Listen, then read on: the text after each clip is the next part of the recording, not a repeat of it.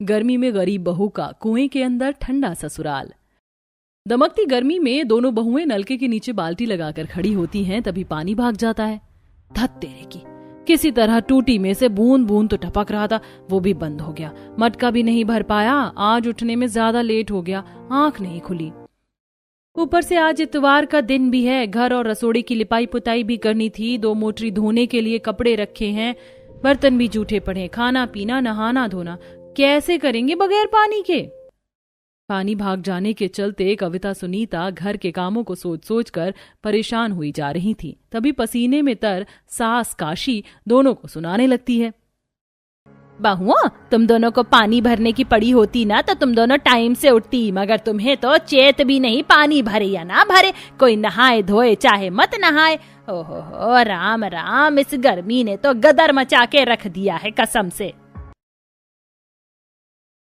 सुनीता दीदी, माँ जी को जब देखो हम दोनों बहू को ताना देने के सिवा कुछ और नहीं सोचता। एक तो दिन भर रात भर ये मकान भट्टी जितना दमकता है। सुबह 4 बजे थोड़ा ठंडक होता है तो जाकर नींद पड़ती है, तो लेट ही आँख खुलेगी। देवरानी जी, बात को बढ़ाकर समय खराब करने से अच्छा है काम में लगते हैं, खाना भी बनाना है। जेठानी जी, पानी तो चला गया और किसी भी बाल्टी में चुल्लू भर पानी नहीं है। काम धंधा कैसे कर पाएंगे? और कोई चारा नहीं, आज कुएं पर ही चलना पड़ेगा। दोनों बहू मटका, बाल्टी, कपड़े की मोटरी माथे पर उठाकर चिलचिलाती धूप में कुएं पर चल जाती हैं। कड़वी कहावत है, एक गरीब का सारा जीवन 2 वक्त की रोटी जोड़ने में गुजर जाता है। काशी और रामदीन के घर की दशा गरीबी भरी थी। हाँ, आज तो कितनी कड़ी धूप हो रखी है। जमीन तो जैसे जलते कोयले जितनी सुलग रही है। कुआं और कितना दूर है? कविता, अभी तो आधा चलाव बाकी है कुआं आने में। गर्मी से तपती धरती के चलते दोनों बहू के कदम उखड़ने को हो रहे हैं। किसी तरह मीलों का सफर तय करके दोनों कुएं पर पहुंचती हैं। कुएं में मीठा पानी कल कल बह रहा था। घने नीम के पेड़ की छांव के साथ ठंडी ठंडी हवा चल रही थी। हा, जेठानी जी, इस कुएं पर कितनी ठंडक है। मेरा तो मन करता है इस कुएं पर ही बसावट कर ले। शरीर में शुद्ध हवा भी लगेगी और जब मन चाहेंगे कुएं से ठंडा ठंडा पानी खींच कर निकाल लेंगे। सही कहती हो तुम कविता, इस कुएं के किनारे मड़ई डालकर भी हम सुख का दाना पानी खा पाएंगे। कम से कम उसके उस किराए के घर और दम घोटने वाली गर्मी से छुटकारा तो मिले। ऐसा कहते हुए सरिता रस्सी बांधकर बाल्टी कुएं में डालकर गहराई में से ठंडा ठंडा पानी खींचकर निकालती। कुएं का साफ सुथरा पानी किसी हीरे की तरह चमक रहा था। जेठानी जी, इस कुएं का पानी बिल्कुल बर्फ के जितना चिल्ड है। पूरी बाल्टी पर ऐसे निशान छप गया जैसे कि फ्रिज के अंदर से पानी का बोतल निकला है। कविता, कुएं का पानी तो ठंडा होगा ही, जमीन के गहरे सतह से खींचकर जो निकलता है। बाल्टी मटके भरने के बाद दोनों बहुएं कुएं के चबूतरे पर बैठकर कपड़े धुलने लगती हैं। वैसे सरिता दीदी, इस कुएं के पानी से कपड़े धोने में ब्रश भी लगाने की जरूरत नहीं पड़ी। हाथ से मलकर ही कपड़े साफ सुथरे हो गए। हाँ, और साबुन सर भी ज्यादा खर्च नहीं करना पड़ा, क्योंकि इस कुएं का पानी खारा नहीं बल्कि मीठा है। कुछ देर में दोनों बहुएं कुएं से पानी भरकर धुले हुए गीले कपड़े की गठरी सर पर उठाकर घर आती है। वैसे इन गीले कपड़ों की वजह से धूप नहीं लग रही सर पर। सही, तुमने सही जुगाड़ किया, वरना कुएं पर से घर पहुंचते पहुंचते धूप में झुलस जाती। दोनों घर आकर देखती हैं कि मकानदार उनके दरवाजे पर खड़ा गाली दे रहा है। मैंने तुम जैसे 2 कौड़ी के गरीबों को अपना मकान किराए पर इसलिए चढ़ाया था कि तुम टाइम पर किराया नहीं दोगे। मकानदार जी, हमने अभी तो आपको समझाया कि हमारा काम धंधा सही ढंग से नहीं चल रहा। थोड़ा सा वक्त दे दीजिए। कौन सा हम आपका किराया खाकर भाग रहे हैं? अरे ऐसे कैसे तू मेरा किराया पचाकर भाग जाएगा? तुझे और तेरे परिवार वालों को जेल की चक्की नहीं भिजवा दूंगा। अरे तेरे घर का तो दुख परेशानी खत्म होने का नाम ही नहीं लेता। हर महीने लेट सेट कराया देता है। मकानदार को गरीब ससुराल वालों की चौखट पर चढ़कर गाली गलौज करते देखकर पड़ोसी निकलकर देखने लगते हैं। तभी पड़ोसन मनोरमा मजे लेते हुए, पता नहीं भाई, इस काशी के बेटे क्या ही कमाते हैं जो किसी भी महीने से टाइम पर किराया भी नहीं भरा जाता। हर महीने मकानदार से किराए के पीछे किचकिच होती है।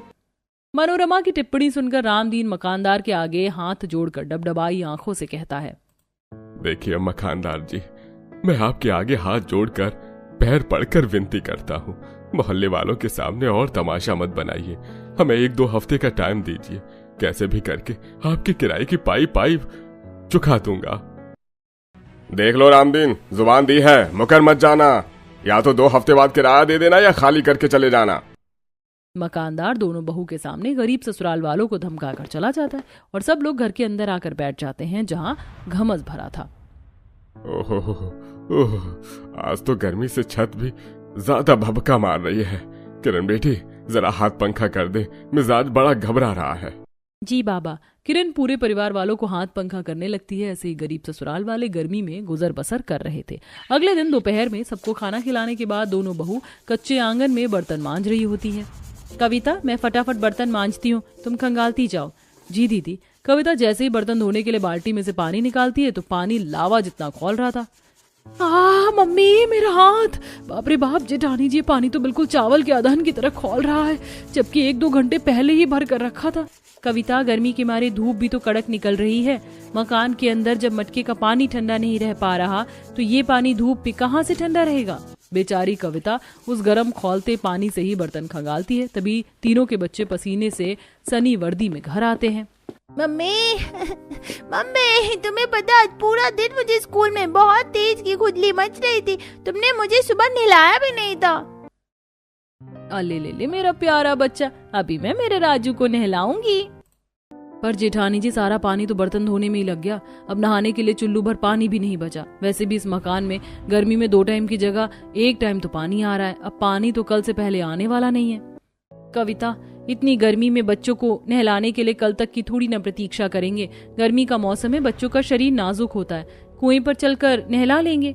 कुएं पर नहाने जाने की बात से तीनों बच्चे बड़े खुश हो जाते हैं। मम्मी, चाची, आज हम कुएं के ठंडे ठंडे पानी से नहाएंगे, फिर तो बड़ा मजा आएगा। पानी की किल्लत छाने के चलते बहू अपने बाल बच्चों को कुएं पर लेकर आती है, जहाँ काफी ज्यादा ठंडा वातावरण था। चलो राजू, मुन्नी, रानी, तुम तीनों आलती पालती मार के चबूतरे पर बैठ जाओ। मैं तुम्हें ठंडा ठंडा पानी डालकर नहलाती हूँ। नहीं नहीं नहीं मम्मी, मुझे बाल्टी दे दो, मैं खुद से नहा लूंगा। राजू, कुआं काफी गहरा है, तुम पानी नहीं निकाल पाओगे, बैठ जाओ। तब सरिता कुएं के ठंडे पानी से बच्चों को नहलाती है। ठंडे ठंडे पानी से नहाना चाहिए, गाना आए आना आए, गाना चाहिए। सरिता दीदी, देखिए बच्चे कुएं के पानी से कैसे चपाक चपाक के नहा रहे हैं और कितने खुश भी हैं। कविता, गर्मी में इस कुएं से हमें काफी राहत मिल रही है, नहीं तो गर्मी में ठंडा पानी पीने के लिए भी मोहताज होना पड़ता हमें। बच्चों को नहलाकर दोनों बहुएं कुएं में से मटका भर कर घर आती हैं, जहां पसीने पसीने होकर पति और ससुर घर में बैठे थे। सरिता भाभी, कविता, आप दोनों कहाँ चली गई थी? घर में हाथ पैर धोने के लिए 1 बूंद पानी भी नहीं बचा है। सोचा था दोपहर में रोटी खाने जाएंगे तो 10 मिनट खा पी कर सस्ता लेंगे, मगर टाइम खराब कर दिया।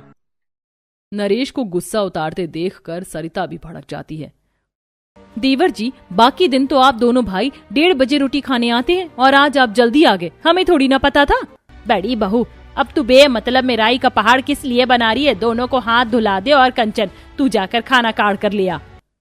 ला रही हूँ। कंचन रसोड़े में से रोटी सब्जी परोसती है, जिस पर ससुर रामदीन मुंह चढ़ाकर, हद है, कसम से महंगे रेट की भी सब्जी लाकर क्यों न रख दो। तुम दोनों बहू को मसाला डालकर सब्जी बनाने के अलावा कभी सादा भुजिया बनाने का मन नहीं करता। अंट शंट बना के परोस देती हो। जी, ये तो तुम्हें इतने लंबे चौड़े परिवार में आधा किलो भिंडी खरीद कर लाने से पहले सोचना चाहिए था। अगर बहू भिंडी की भुजिया बना देती तो बनकर थोड़ी सी हो जाती, उसमें सबके पेट का गुजारा नहीं होता, इसलिए मैंने तरी डालकर बनवा दी। भगवान, तुम तो चुप हो जाओ, पहले ही गर्मी से मिजाज खराब हो रखा है। बहू, मुझको नहीं खाया जाएगा ये मसाले वाला खाना, ले जा थाली यहाँ से। सरिता डरते हुए असहज होकर थाली उठाकर रसोड़े में ले जाती है।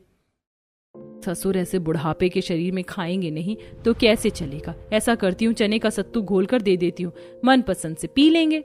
तब बड़ी बहू डिब्बे में पड़ा सत्तू छलनी से छानने लगती है कि रसोई के कच्चे मकान से मिट्टी का ढेला टूटकर गिर जाता है।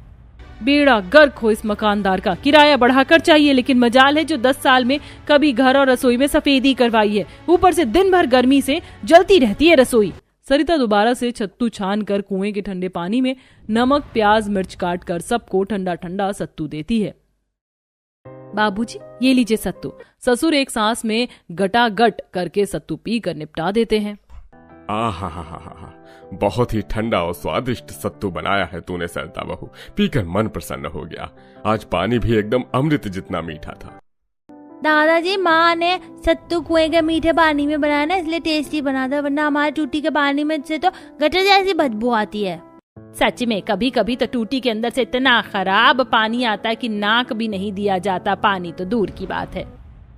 माँ, देखा जाए तो हम लोग जिस नल के पानी को पीते हैं वो नाले का पानी ही तो होता है जो गंदा होकर जाता है और दोबारा से पुनर्चक्रण होकर आता है। भैया ये तो होना ही है। इंसान की आबादी दिन पर दिन बढ़ती जा रही है, ऊपर से पेड़ पौधों की इतनी कटाई हो रही है, प्रकृति पर कितना बुरा असर पड़ता है। वरना आज की तुलना में पहले इतनी गर्मी कहाँ पड़ती थी और पानी भी साफ सुथरा था। गरीब ससुराल वाले सत्तू पीकर थोड़ा संतुष्ट होते हैं, तभी मकान मालिक धमक जाता है। अरे वाह जी वाह, देखो जरा मेरा किराया हड़प कर बैठे हैं और दावत खा रहे हैं। अरे आइए आइए मकानदार जी, रोटी खाने के समय पर आए हैं आप। लीजिए आप भी खा लीजिए, गरीब के घर का रूखा सूखा। अरे बस बस, ये रूखा सूखा खिलाकर मुझे चूना लगाने की जरूरत नहीं है। चुपचाप से किराया निकालो, 15 दिन का समय खत्म हो गया है। मकानदार जी आपकी किराए की व्यवस्था में ही लगे पड़े हैं। फिलहाल ये 2 महीने का किराया रखिए, बाकी भी धीरे धीरे करके दे देंगे। 2 महीने का किराया मिलते ही मकानदार मक्कारी पर उतर आता है। अब तुम लोगों के लिए मेरे घर में कोई जगह नहीं है, निकल जाओ सबके सब। आप हम सब लोगों को ऐसे जोर जबरदस्ती से मकान खाली नहीं करवा सकते, समझे? नरेश समझा ले अपनी लुगाई को, ज्यादा तेवर दिखाने की जरूरत नहीं है। मैं अपना मकान किसी अच्छे किराएदार को चढ़ाऊंगा, तुम जैसे लीचर लोगों के बहुत टाइम काट लिया।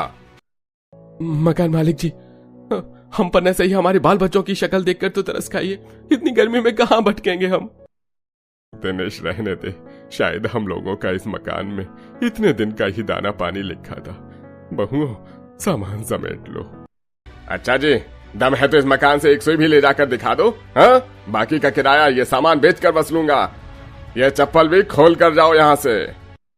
मक्खी चूस मकान मालिक सबकी चप्पल तक उतरवा लेता है। बेचारे गरीब ससुराल वाले भयंकर गर्मी के मौसम में मारे मारे फिरने लगते हैं।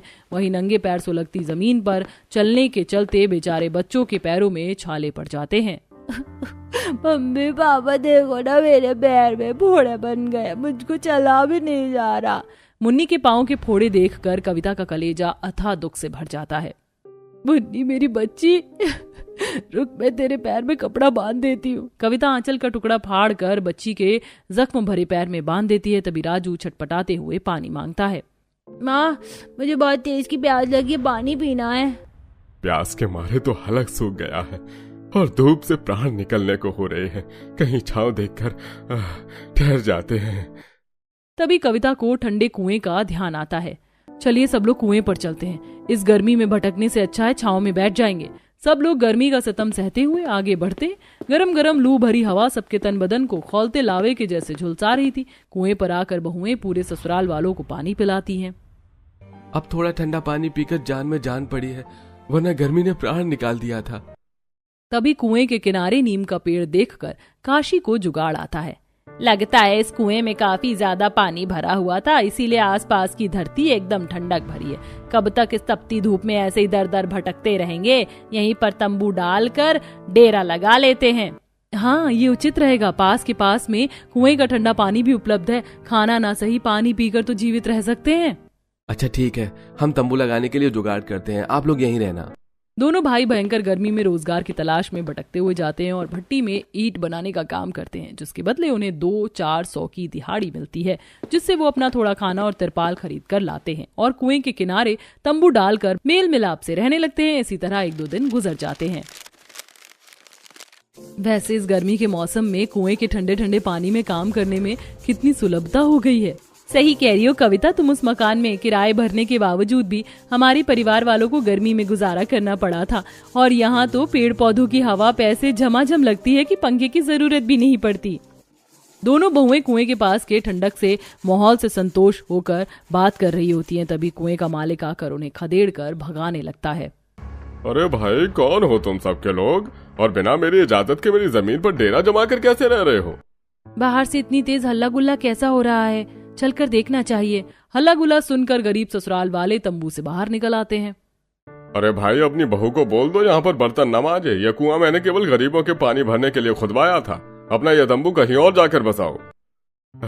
जी जी, हम अभी चले जाते हैं साहब जी। एक बार फिर अमीरों के हाथों दुत्कारे जाने पर गरीब परिवार वाले गर्मी का प्रकोप झेलते हुए चिलचिलाती गर्मी में वहां से चल देते हैं। काशी फूट फूट कर रोने लगती है। पता नहीं भगवान इस भयंकर गर्मी के मौसम में हमारे परिवार को भटका रहा है। आज अगर हमने सालों तक किराया नहीं भरा होता तो हमारा खुद का अपना मकान होता। चिंता मत करो काशी, जिस भगवान ने जीवन दिया है वही हमें वायदे की जमीन देगा।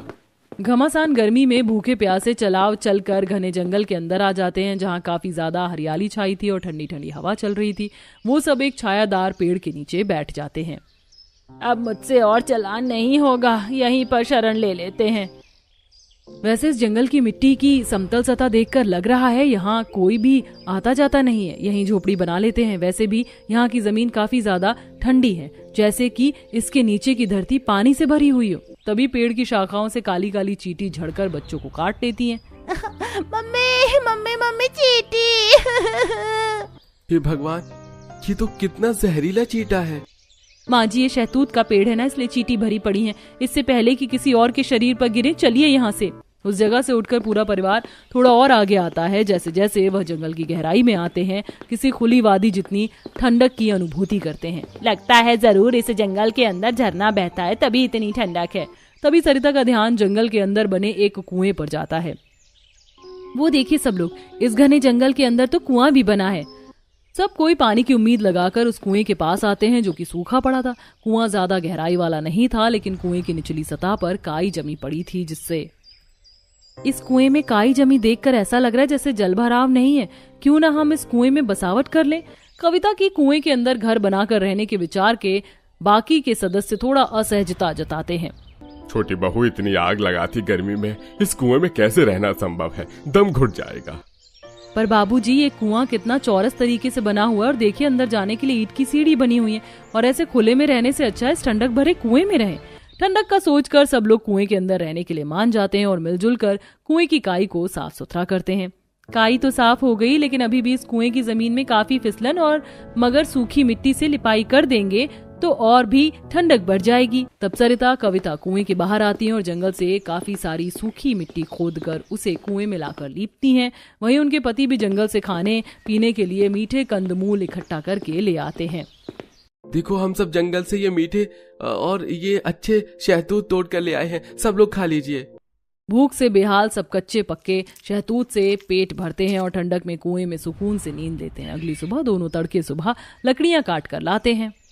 देखो, हम दोनों भाई लकड़ी बेचने जा रहे हैं, शाम को राशन लेकर आएंगे, तब तक तुम चूल्हा बनाकर रख लेना। जी अच्छा। दोनों भाई लकड़ी की गठरी बेचने निकल जाते हैं। वहीं सरिता दुखी होकर, केवल चूल्हा बनाने से थोड़ी होगा, खाना पकाने के लिए ना तो हमारे पास अनाज है, ना परोसने के लिए बर्तन, कैसे करेंगे? भाभी, मुझे मिट्टी के बर्तन बनाना आता है, इस जंगल में तो कितनी अच्छी गुणवत्ता की मिट्टी है, बर्तन बन जाएगा। तब ननद मिट्टी से बर्तन निखारती है और बहुएं कुएं में चूल्हा बनाती हैं। तभी एक जहरीला बिच्छू कुएं के दरार से निकल के आता है, जिसे देख राजू डरते हुए, माँ बिच्छू। भगवान जी, कितना जहरीला बिच्छू है। सरिता ईंट उठाकर बिच्छू को कुचल देती है। उसके बाद कुएं में सब सतर्कता बरतते हुए गर्मी में ठंडक के ललक में गुजारा करते हैं। थोड़े ही दिनों में दोनों भाई की लकड़ी की बिक्री बढ़ जाती है, जिससे खाने का खर्चा निकलने लगता है। ऐसे ही समय गुजरता है। एक शाम को खाना बनाते हुए सरिता, शाम ढलती नहीं कि कुएं में कीड़े मकोड़े भर जाते हैं, बस जल्दी से इस कुएं से निजात मिल जाए। जेठानी जी, जितनी भी हमारे पतियों की आमदनी हो रही है वो तो सबका भरण पोषण करवाने में लग जा रहा है। मेरे ख्याल से हमें भी कुछ करना पड़ेगा। अगले दिन दोनों बहू ईंधन जुटाने के लिए कुएं से बाहर आती हैं तो दोनों का ध्यान दूर दराज जंगल में खजूर, नारियल के पेड़ और जंगली तोरी कुंदरी की बेल पर जाता है, जिससे दोनों का जुगाड़ू दिमाग चल पड़ता है। जेठानी जी, इस जंगल के अंदर तो हमारे कमाने खाने के लिए स्रोत ही स्रोत है। ये देखिए तोरी। कविता, ये जंगली तोरी है, इसे बनाकर खा थोड़ी सकते हैं। जेठानी जी, खा नहीं सकते, मगर इसका जूना बनाकर बाजार में बेच सकते हैं। और ये देखिए खजूर की डाली, हमारे गांव में इसका बहुत ही टिकाऊ झाड़ू बनता है और इतनी नरम नरम घास है, इसकी चटाई कालीन बनाकर भी तो बेच सकते हैं। गर्मी के मौसम में ठंडी चीजें कौन नहीं खरीदना चाहता। कविता का दिमागदार जुगाड़ सरिता को भी पसंद आता है। दोनों जंगल से पत्ते और जंगली सब्जी तोड़कर उनसे चटाई, कालीन, जूना वगैरह बनाकर बाजार लगाती हैं, जो कि सस्ते दाम पर ग्राहक खुशी खुशी खरीद लेते हैं। और ऐसे ही पैसे जोड़कर बहुएं अंत में किराए का घर ले लेती हैं, जहां पूरा परिवार कुशलता से रहन सहन करते हैं।